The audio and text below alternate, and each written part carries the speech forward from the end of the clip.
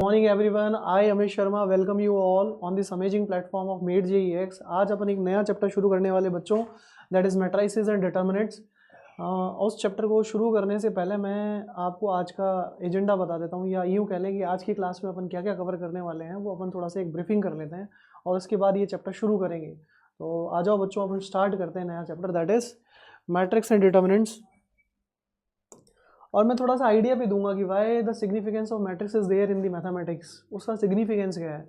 तो उसका सिग्निफिकेंस लेने के लिए ही हम उसी आइडियोलॉजी के थ्रू हम ये चैप्टर शुरू करने वाले हैं। तो सबसे पहले इस चैप्टर में आज अपन क्या क्या पढ़ने वाले हैं वो डिस्कस कर लेते हैं। उसके बाद अपन ये चैप्टर कंटिन्यू करेंगे और उसमें जो भी अपना अपना आज पूरा रहेगा फ्लो ऑफ द डे, उसके अंदर कंसिडर करेंगे कौन कौन से टॉपिक्स हम कवर करने वाले हैं, और उन्हीं पे बेस्ड हम कुछ क्वेश्चंस भी करेंगे और साथ में आपको ये समझाएंगे कि सिग्निफिकेंस ऑफ मैट्रिक्स एक्चुअली है क्या। तो आज अपन कवर करने वाले हैं कि मैट्रिक्स होती क्या है, यानी कि इंट्रोडक्शन टू द मैट्रिक्स। उसके बाद अपन टाइप्स ऑफ मैट्रिक्स कवर करेंगे। टाइप्स ऑफ मैट्रिक्स के बाद अपन कवर करने वाले हैं ट्रेस ऑफ मैट्रिक्स, और उसमें अपन कवर करने वाले हैं type of square matrix. Actually matrix तो बहुत सारी टाइप की होती है, लेकिन उसमें एक स्पेशल मैट्रिक्स जिसका काम हमें आगे यूज़ करना है, जिसको mostly, that is square matrix. उसके बाद हम उस पर एलजेब्रा इंप्लीमेंट करेंगे। एलजेब्रा बोले तो क्या sir, addition subtraction of matrix, क्योंकि मैट्रिक्स एक एलजेब्रा का पार्ट है और एलजेब्रा का पार्ट है तो उसमें एडिशन सब्ट्रैक्शन मल्टीप्लिकेशन होगा, बट डिवीजन नहीं होगा, क्योंकि मैं बताऊंगा उसका रीज़न क्या है। स्पेशल स्क्वायर मैट्रिक्स, और फिर लास्ट में हम पढ़ेंगे ट्रांसपोज ऑफ द मैट्रिसेस, कि ट्रांसपोज कैसे किया जाता है। इसके अलावा भी बहुत सारे टॉपिक्स बचते हैं मैट्रिसेस में, जैसे Hermitian matrix, skew Hermitian matrix, conjugate of matrix, lower triangle, upper triangle, ये सब कुछ अपन इसी के अंदर कवर करने वाले हैं। उसकी टेंशन बिल्कुल नहीं लेने की है अपने को, घबराने का नहीं, चिल मारने का और बिल्कुल डटे रहने का एजेंडा में। और अपन देखते हैं आज। अच्छा, मैंने तुम्हें कहा था कि इसका सिग्निफिकेंस कहाँ से आया, तो पहले तो इस बात की चर्चा कर लेते हैं। इसका सिग्निफिकेंस बच्चों यहाँ से आया, आप लोगों ने क्लास 10th में जब लीनियर इक्वेशन सॉल्व की होगी तो उसके मेथड्स स्टडी किए होंगे। उन मेथड्स में आपने देखा होगा substitution method, elimination method and cross multiplication method. I hope ये क्लियर होगी बात। सब्स्टिट्यूशन और एलिमिनेशन से ही हम क्रॉस मल्टीप्लिकेशन मेथड को डिराइव भी करते हैं, वो भी आप लोगों ने देखा होगा। तो मैं सीधा उस मेथड की बात करता हूँ सबसे पहले, कि मैंने लिया x y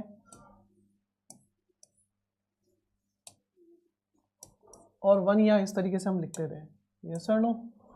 और यहाँ हम मेंशन करते थे, जैसे अगर मैं पेयर ऑफ लीनियर इक्वेशन की बात कर रहा हूँ तो पेयर ऑफ लीनियर इक्वेशन अगर 2 वेरिएबल की देखते हैं, फिर मैं आपको 3 वेरिएबल और 4 वेरिएबल की अंडरस्टैंडिंग से समझाऊंगा कि मैट्रिक्स की नीड क्यों पड़ी, क्यों मैथमेटिशियंस ने, कैले हैमिल्टन, ये जो थ्योरम्स आती हैं मैट्रिक्स के ऊपर, या जो हम ऑथर कैले जो थे हमारे मैथमेटिशियन जिन्होंने मल्टीप्लिकेशन को भी इंट्रोड्यूस किया मैट्रिक्स के अंदर, उसका रीज़न क्या रहा होगा मैं समझाता हूँ।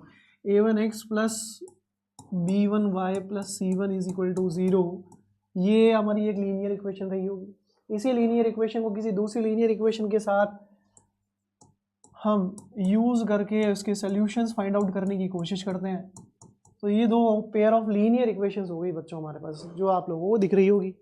इसी पेयर ऑफ लीनियर इक्वेशन पे आप लोगों ने क्लास 10th के अंदर substitution method, elimination method, cross multiplication method implement किया होगा, और वहाँ से सब्स्टिट्यूशन एलिमिनेशन यूज़ करके आप लोगों ने क्रॉस मल्टीप्लिकेशन मेथड डिराइव किया होगा।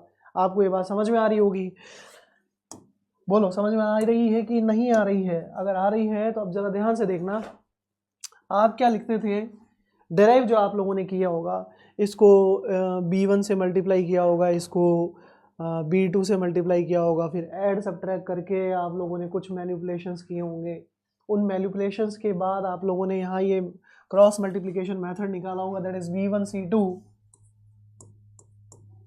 माइनस b2c1, और y के डिनोमिनेटर में क्या आने वाला है, minus times a1c2 minus a2c1, और 1 की डिवाइड में क्या आने वाला है हमारे पास, a1b2 माइनस a2b1। ये वैल्यू मिलने वाली है हमको। अब अगर ये वैल्यूज़ हमें मिल रही है तो हम ये कह सकते हैं कि x इज इक्वल टू क्या हो जाएगा, y इज इक्वल टू क्या हो जाएगा, और जो वैल्यू x और y की आएगी वही हमारा solution of the pair of linear equations होगा। यस और नो? अब ये इस चीज़ तक भी ये डेरिवेशन इससे डिराइव करके ये लेके आना बहुत ईजी होगा, इतना डिफिकल्ट नहीं है।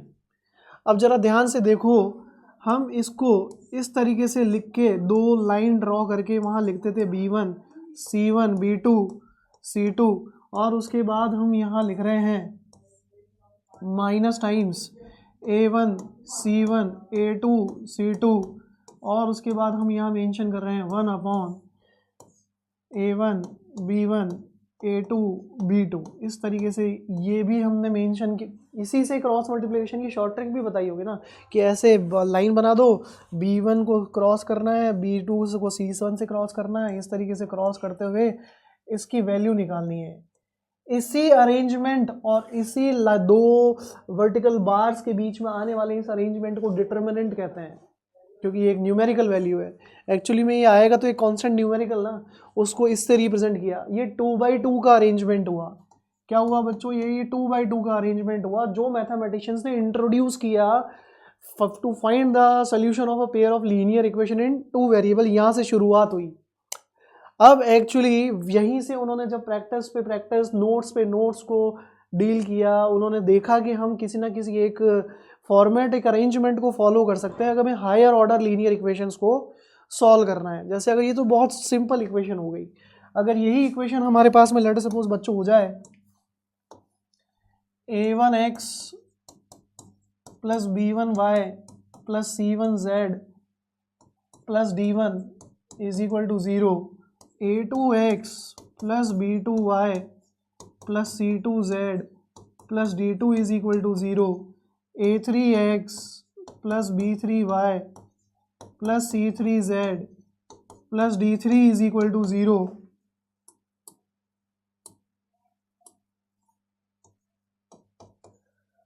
तो उससे हम 3 वेरिएबल लीनियर इक्वेशन बोलेंगे।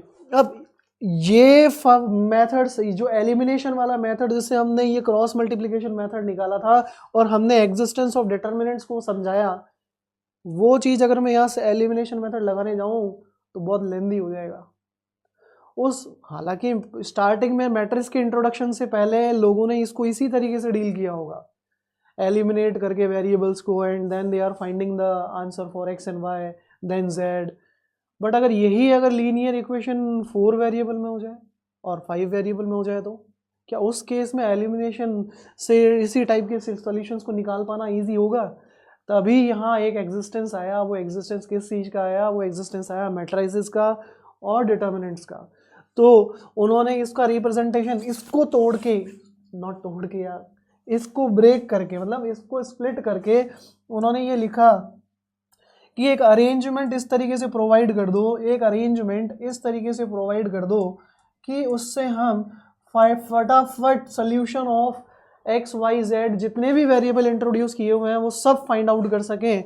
तो वो अरेंजमेंट कहलाता है मैट्रिक्स। ये हो गया A1 A2 A1 B1 C1 A2 B2 C2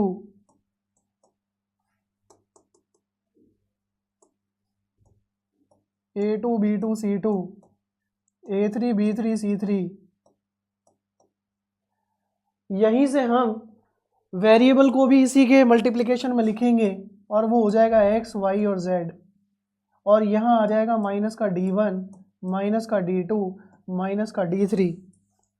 अब मैथमेटिशियंस ने ऐसा कोई ना कोई अरेंजमेंट तो जरूर सोचा होगा कि हम इसको मल्टीप्लाई कैसे करें ताकि जब इसके बराबर इक्वेट करें तो हमारे को value A1 B1 C1 x y z से मल्टीप्लाई करके हम माइनस का d1 ले आएँ, A2 B2 C2 को x y z से मल्टीप्लाई करके माइनस d2 के बराबर ले आएँ, A3 B3 C3 को x y z से मल्टीप्लाई करके माइनस d3 के इक्वेट करके हम फाइनली सोल्यूशन निकाल सके किसका? For variable x y and z। क्या ये बात सभी बच्चों को समझ में आ गई?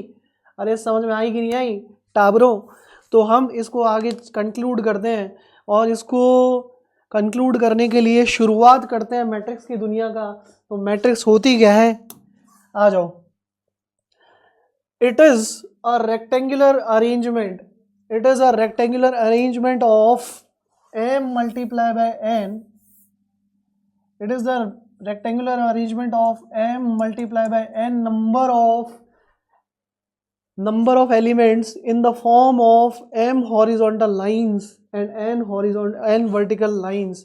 उन horizontal lines को तो बोल देते हैं हम rows, और उन vertical lines को क्या बोल देते हैं बच्चों, कॉलम्स बोल देते हैं. क्या ये फंडामेंटल क्लियर हुआ?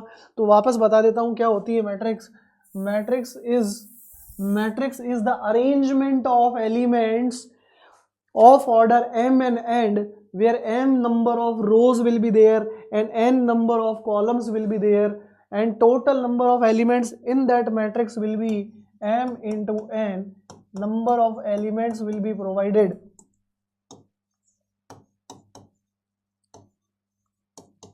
तो यहाँ जो ये कहलाएगी वो रो कहलाएगी, ये रोज कहलाएंगी इस तरीके से, और इसी अरेंजमेंट में ये कहलाएंगे कॉलम्स. तो इनको क्या बोलेंगे बच्चों, इनको बोलेंगे रोज और इनको बोलेंगे हम कॉलम्स. इन्हें क्या बोलेंगे हम, कॉलम्स. समझे कि नहीं समझे बच्चों? अगर ये बात समझ में आ रही है तो ये एक अरेंजमेंट हो गया. आप लोग जब सी प्लस प्लस पढ़ते हो कंप्यूटर लैंग्वेजेस में, उसमें भी तो एक अरे नाम का वर्ड आता है. वो अरे क्या होता है, stacking of data. Stacking of data ही होता है ना. तो यहाँ पे भी डेटा का स्टैकिंग है. स्टैकिंग किस तरीके से है, कॉलम और रो के इंटरसेक्शन में एक एलिमेंट आएगा.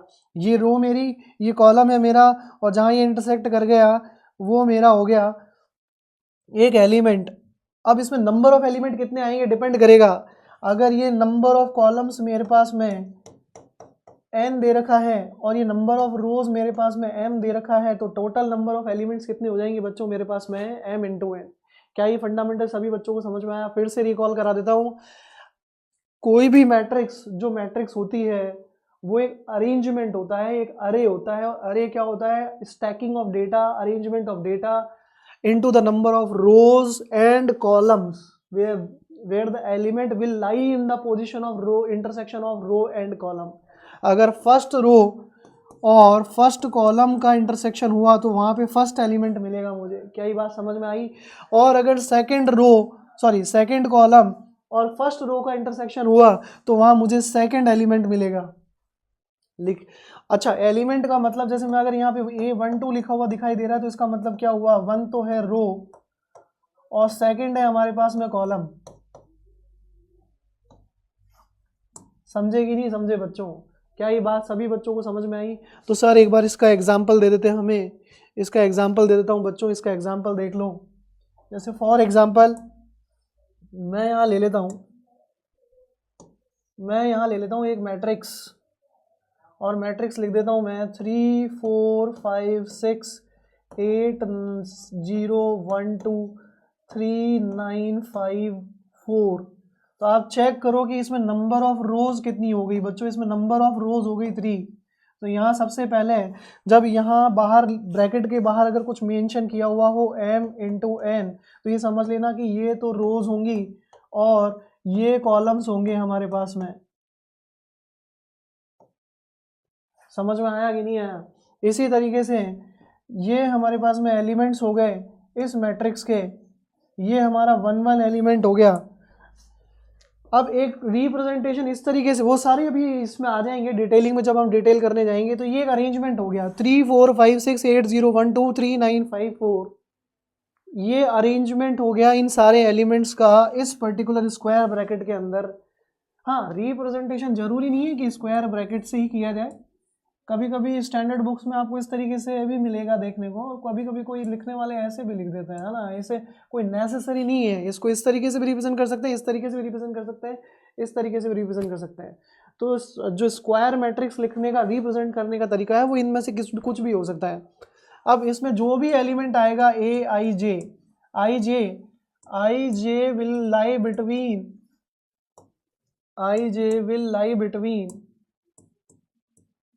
1 to m and j will lie between 1 to n.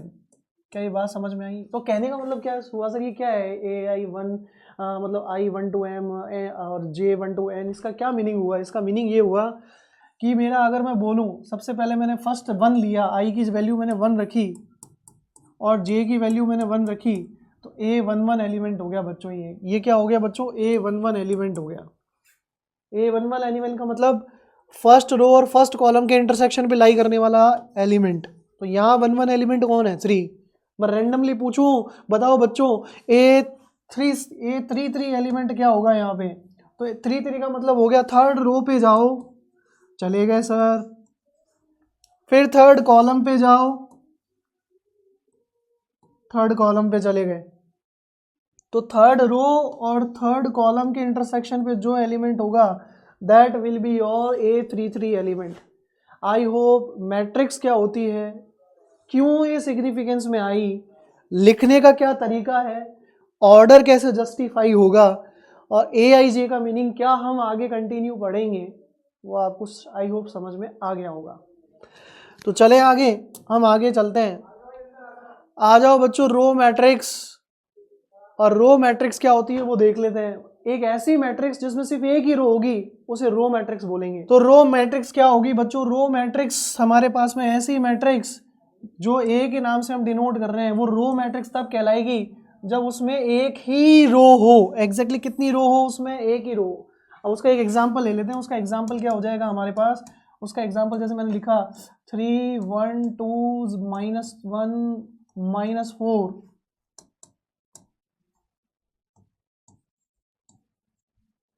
समझ में आया कि नहीं आया? तो अब ये एक रो मैट्रिक्स है। इस रो मैट्रिक्स में हमारे पास में एलिमेंट्स हम कंसिडर करते हैं, देखते हैं कि एलिमेंट्स क्या आ रहे हैं हमारे पास में। 3 1 2 -1 -4 आ रहे हैं सर। और मैं ये भी देख पा रहा हूँ सर कि इसमें सिर्फ और सिर्फ एक ही रो है। इसमें सिर्फ और सिर्फ कितनी रो है बच्चों? एक ही रो है। तो आगे चलते हैं, आगे देखते हैं कॉलम मैट्रिक्स क्या है हमारे पास में। हम इसका ऑर्डर, सर अगर इसका ऑर्डर लिखना हो तो क्या लिखेंगे बच्चों? बताओ कितनी रो? एक। नंबर ऑफ कॉलम्स देखो कितने हो गए? नंबर ऑफ कॉलम्स हो गए हमारे पास में 4। ये हो गया 1 cross 4 is my matrix. You can say ये एक 1/4 की मैट्रिक्स हो गई। 1/4 का मतलब एक तो रो है और 4 क्या है इसके अंदर? कॉलम है। चलो ठीक है। तो ये अरेंजमेंट हो गया 1 रो 4 कॉलम का। अब वो कह रहा है कि कॉलम मैट्रिक्स क्या होगी? सिंपल, जैसे रो मैट्रिक्स में एक रो होती है वैसे कॉलम मैट्रिक्स में कितने कॉलम्स होते हैं? एक ही कॉलम होगा। तो इसका मतलब नंबर ऑफ रोज ज़्यादा होंगी। बिल्कुल, इसमें नंबर ऑफ रोज ज़्यादा होंगी और कॉलम यहाँ एक ही होगा। कॉलम बच्चों कितना होगा? यहाँ एक ही होगा। तो उसे इसका ऑर्डर अगर मेरे को जस्टिफाई करना हो तो इसका ऑर्डर में क्या जस्टिफाई करूँगा? मेरे पास नंबर ऑफ रोज हो गई n और कॉलम हो गया मेरे पास में एक, तो ये हो गया n क्रॉस 1। क्या ये फंडामेंटल सभी बच्चों को समझ में आया? अगर ये फंडामेंटल सभी बच्चों को समझ में आता है तो हम आगे चलते हैं और देखते हैं इसको हम कैसे लिख सकते हैं। जीरो और नल मैट्रिक्स क्या होती है? जीरो और नल मैट्रिक्स, जीरो और नल मैट्रिक्स वो मैट्रिक्स होती है जिसमें सारे एलिमेंट्स जीरो हो जाएं। कहने जैसे फॉर एग्जांपल सामने लिखा हुआ है, यहाँ पे कितनी रोज हैं? यहाँ सर हमारे पास में 3 रोज हैं। 3 रोज हैं तो सबसे पहले रो लिखी जाएगी। और ये हमारे पास कितने कॉलम है? हमारे पास में 3 ही कॉलम है। तो ये हमारे पास में कॉलम नंबर ऑफ कॉलम्स लिखा जाएगा। तो टोटल नंबर ऑफ एलिमेंट्स इसके अंदर हमारे पास कितने हो गए? वो हो गए हमारे पास 9। क्या ये फंडामेंटल सभी बच्चों को समझ में आया? अगर ये फंडामेंटल सभी बच्चों को समझ में आया तो ये अच्छा, एक बात और, ये बात ध्यान रखना, नल मैट्रिक्स बोल दिया तो सारे एलिमेंट्स जीरो ही होंगे। Is it clear? Is it clear? तो ये भी एक नल टाइप की मैट्रिक्स हो गई, ये भी एक नल टाइप की मैट्रिक्स हो गई। इसका ऑर्डर हो गया हमारे पास में 3/2 और उसका ऑर्डर हमारे पास में 3/3। आई होप ये बात सभी बच्चों को अच्छे से समझ में आ गई होगी। आगे चलते हैं टाइप्स ऑफ मैट्रिक्स में कंटिन्यू करते हुए। अब आ जाता है हॉरिजॉन्टल मैट्रिक्स। हॉरिजॉन्टल मैट्रिक्स क्या होती है? हॉरिजॉन्टल मैट्रिक्स वो मैट्रिक्स होती है, हॉरिजॉन्टल मैट्रिक्स वो मैट्रिक्स होती है, हॉरिजॉन्टल मैट्रिक्स वो मैट्रिक्स होती है जिसमें number of rose number of column से कम होते हैं। ठीक है, समझ में आई बात सभी को? क्या ये बात क्लियर है सभी को? हॉरिजॉन्टल मैट्रिक्स का एग्जांपल देख लो। अगर ये m/n की एक मैट्रिक्स है, लेट्स सपोज m/n नहीं है, हम इसको 3/2 या 2/3 लिख लेते हैं। 3/2 तो कैसे लिखेंगे? 3 छो बड़ा हो जाएगा। वो कह रहा है कि n m से ज़्यादा होना चाहिए। तो n अगर m से ज़्यादा है यानी कि number of columns number of रोज से ज़्यादा है तो ये हॉरिजॉन्टल मैट्रिक्स कहलाएगी। जैसे सर क्या एग्जांपल हो सकता है सर इसका? एक एग्जांपल बता दीजिए। 3 5 4 2 और यहाँ हम लिख लेते हैं 1 - 1 0 3। तो ये हमारे पास में एक मैट्रिक है जिसमें 2 तो रोज हैं और हमारे पास में 4 लिख दिए हमारे कॉलम। तो एक काम करो, इन दोनों को हटा दो। इन दोनों को अगर हम हटा देते हैं, इन दोनों को अगर हम हटा देते हैं तो ये 2/3 की मैट्रिक्स हो गई, जिसमें 3 2 से बड़ा है, यानी कि n m से बड़ा है बच्चों। क्या ये फंडामेंटल समझ में आ गया? इसी को हम हॉरिजॉन्टल मैट्रिक्स बोलेंगे। HM head mistress. Vertical matrix क्या होती है सर? वर्टिकल मैट्रिक्स वो मैट्रिक्स होती है जिसमें number of rose number of column से ज़्यादा होते हैं। सर एक एग्जांपल बता दीजिए इसका, अगर आप एक एग्जांपल बता देंगे तो बहुत अच्छा होगा। तो मैं यहाँ लिख लेता हूँ, एक मैट्रिक्स हम मेंशन कर देते हैं 2 0 1 4 6 माइनस का और 2 हो गया हमारे पास में। तो यहाँ हमारे पास नंबर ऑफ रोज देखो बच्चों कितनी है, हमारे पास नंबर ऑफ रोज है 3 और नंबर ऑफ कॉलम्स कितने हैं बच्चों? नंबर ऑफ कॉलम्स है 2। तो ये 3/2 की मैट्रिक्स है और इस 3/2 की मैट्रिक्स में 3 इज ग्रेटर देन 2। तो इसको हम क्या बोलेंगे? वर्टिकल मैट्रिक्स बोलेंगे बच्चों। क्या बोलेंगे? VM, vertical matrix. अब आ जाती है वो मैट्रिक्स जिसका सबसे ज़्यादा यूज होगा और वो है हमारे पास में स्क्वायर मैट्रिक्स। एक मैट्रिक्स स्क्वायर तब बनती है, एक ब्रैकेट के अंदर, स्क्वायर ब्रैकेट के अंदर नंबर ऑफ रोज और कॉलम्स का अरेंजमेंट, नंबर ऑफ एलिमेंट्स का अरेंजमेंट, वो स्क्वायर तब कहलाता है जब उसमें number of rose number of columns के बराबर हो जाएं। यानी कि कहने का मतलब नंबर ऑफ रोज अगर नंबर ऑफ कॉलम्स के बराबर हो जाए तो वो मैट्रिक्स क्या कहलाएगी बच्चों? स्क्वायर मैट्रिक्स कहलाएगी। समझ में आया? If number of rows is equal to number of rows is equal to n, तो वो उसका ऑर्डर n/n बन जाएगा। जैसे कहने का मतलब अगर मान लो कि मेरी मैट्रिक्स के ऑर्डर के बाहर में लिखा हुआ है 3/3, तो इसमें नंबर ऑफ रोज हो गई 3 और नंबर ऑफ कॉलम्स भी हो गए 3। समझ में आया बच्चों? क्या ये समझ में आया कि इसमें नंबर ऑफ रोज और नंबर ऑफ कॉलम्स हमारे 3 हो गए? तो हमारी जो वैल्यू आ गई, जो हमारी वैल्यू आ गई ऑर्डर n×n, वो 3×3 आ गया यहाँ पे। वो यही कहना चाह रहा है कि अगर कोई भी स्क्वायर मैट्रिक्स लिखी जाती है तो उसमें हमेशा number of rose number of columns के बराबर होते हैं। उसको मैं एक वेरिएबल मान लेता हूँ n, तो स्क्वायर मैट्रिक्स का ऑर्डर क्या हो जाएगा? n/n। तो उसमें नंबर ऑफ एलिमेंट्स भी कितने हो जाएंगे? नंबर ऑफ एलिमेंट्स अब फिर मैं डायरेक्ट लिख सकता हूँ, number of elements can be written as n into n, that is n square. क्या ये बात समझ में आई सभी को? क्या ये बात समझ में आई सभी बच्चों को? चलो आगे चले। हाँ,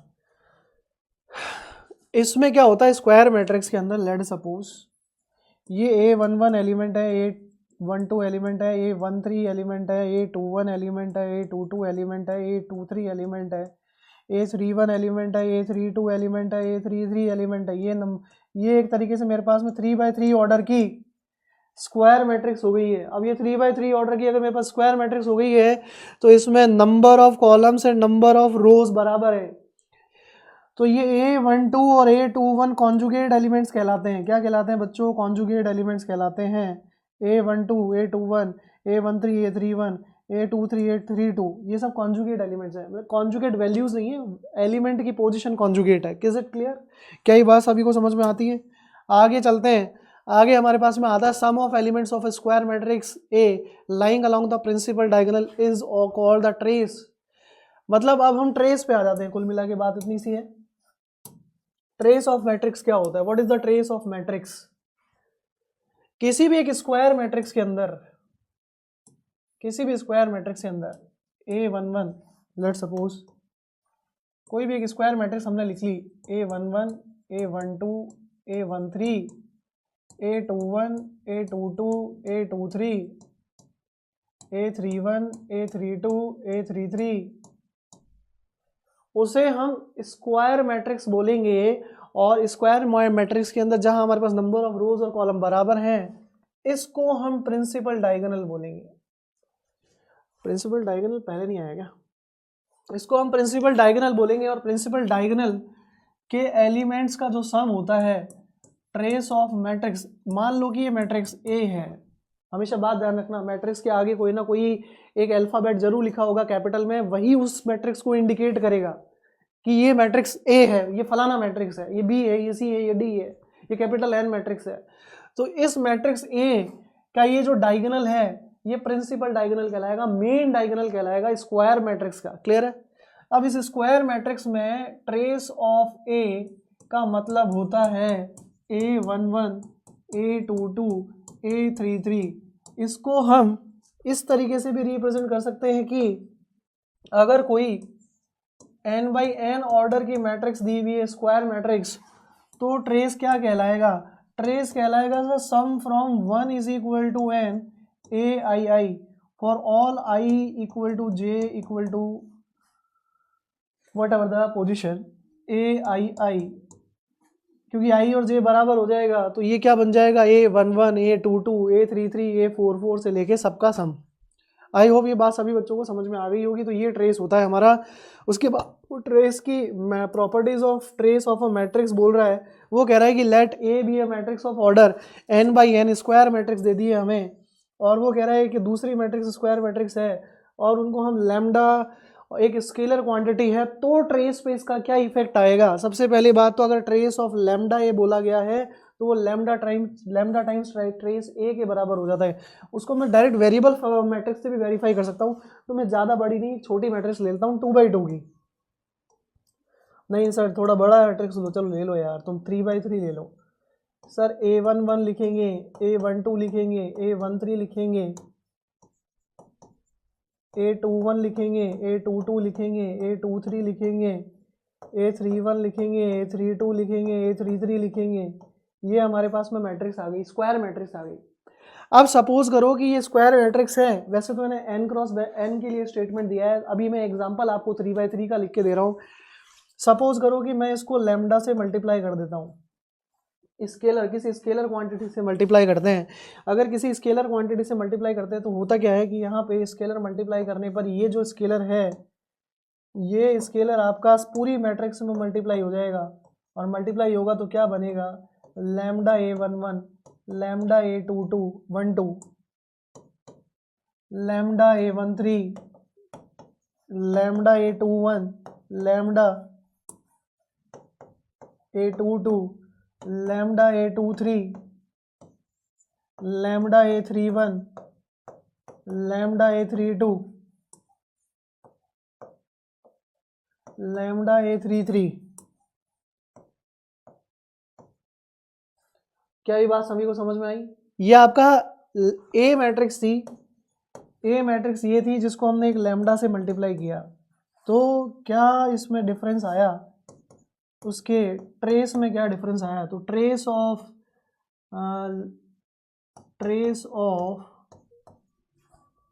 lambda A will be written as lambda A11, lambda A22, lambda A33। ये रिजल्ट आया। इसी रिजल्ट को मैं आगे लेके चलता हूँ।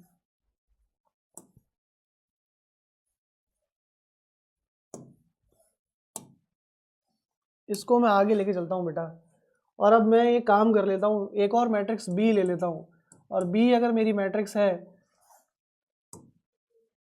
बी अगर मेरी मैट्रिक्स है तो बी मैट्रिक्स में मैं एक एग्जांपल ले लेता हूँ B11, B12, B13, B21, B22, B23, B31, B32, B33।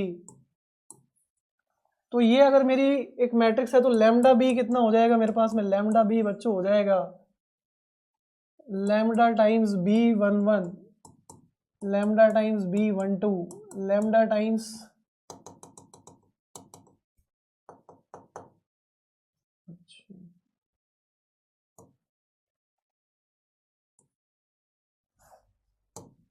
Lambda times B12, lambda times B13। ये स्क्वायर मैट्रिक्स के एलिमेंट्स सेट होते जा रहे हैं।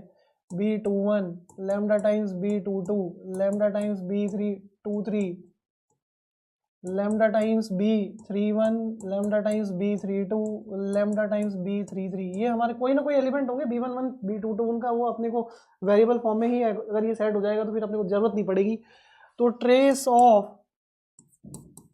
Of lambda B will be what? Trace will be called as lambda B11 plus lambda B12, not 12, this will B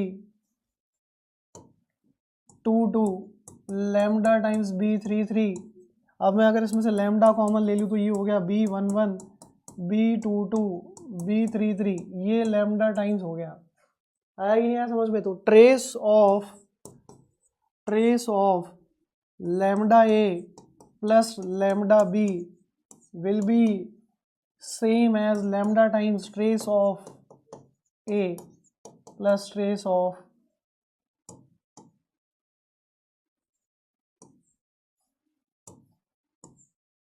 lambda times trace of A plus trace of B.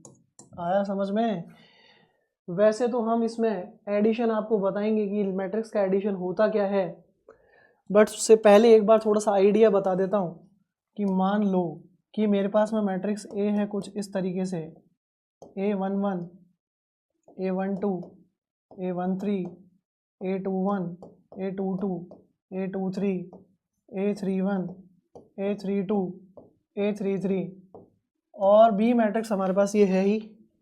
तो ए plus B जब add होगी तो element to element add होगा, पहली बात। दूसरी बात, जिस ऑर्डर की मैट्रिक्स है उसी ऑर्डर की मैट्रिक्स में ही ऐड होगी। अगर मान लो कि ये स्क्वायर नहीं है, ये मैट्रिक्स स्क्वायर मैट्रिक्स नहीं है, तो इसका मतलब ये होता है अगर ये मैट्रिक्स स्क्वायर मैट्रिक्स नहीं है तो हम जो भी ऑर्डर मैट्रिक्स का ले रहे होंगे वही ऑर्डर ऐड करने वाली मैट्रिक्स का या सब्ट्रैक्ट करने वाली मैट्रिक्स का होना चाहिए। First condition. अगर मान लो अगर ये 2/3 की मैट्रिक्स है तो ये भी 2/3 की मैट्रिक्स होनी चाहिए ऐड करने के लिए। अगर ये 3/1 की मैट्रिक्स है तो ये भी 3/1 की मैट्रिक्स होनी चाहिए, मतलब 3 रोज 1 कॉलम वाली मैट्रिक्स होनी चाहिए, तभी ये दोनों का सब्ट्रैक्शन होगा। क्या? और मल्टीप्लिकेशन का क्या रूल है वो बाद में देखेंगे, अभी आएंगे उस पर भी। अब इनको ऐड करने चल रहे हैं तो ये बन जाएगा A11 plus B11, A12 plus B12, A13 plus B13, A21 plus B21, A22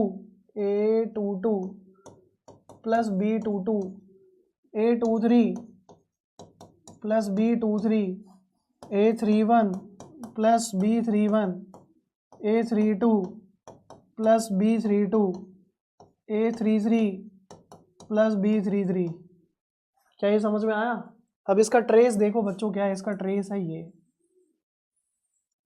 है कि नहीं? तो ट्रेस ऑफ, अगर मैं मान लो यहाँ लिखूं lambda times A plus B तो समझ जाओगे कि क्या होने वाला है। इन सब में लैम्डा मल्टीप्लाई हो जाएगा। मैं सिर्फ ट्रेस पे लिख के दिखा देता हूँ।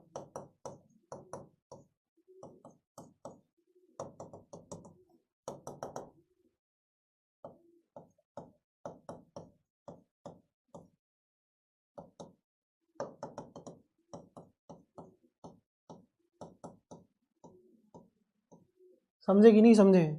तो यहाँ तक सभी बच्चों को समझ में आ गया होगा। तो अब जब मैं इसका ट्रेस निकालने की कोशिश करूँ, what is the trace of lambda times A plus B, वो आ रहा है मेरे पास में lambda times A11 plus B11, A22 plus B22, A33 plus B33, ये आएगा मेरे पास में। लैम्डा कॉमन आ जाएगा और ये ऐड हो जाएगा। अब जरा इधर भी ध्यान देना, इधर यहाँ हमारे पास में ये लैम्डा कॉमन आ गया और वो कॉमन होके एक्चुअली में क्या दे रहा है, वो कॉमन होके दे रहा है मेरे पास में lambda times A plus B. Yes sir no? समझ में आया सभी बच्चों को? तो लैम्डा टाइम्स बी और लैम्डा टाइम्स ए जब हमने निकाला और उनको ऐड किया, अब तो trace of lambda A plus trace of lambda B क्या बनने वाला है वो भी चेक कर लेते हैं। तो ट्रेस ऑफ लैम्डा ए कितना आ गया भैया? लैम्डा ए आ गया है हमारे पास में, लैम्डा ए आ गया है हमारे पास में, लिखा नहीं है, ये है लैम्डा A22 लैम्डा A33। अब इसको इसके साथ ऐड कर देंगे तो ये हो गया lambda A11 lambda A22 lambda A33 plus lambda B11 lambda B22। गीत मत गाओ, समझ लो।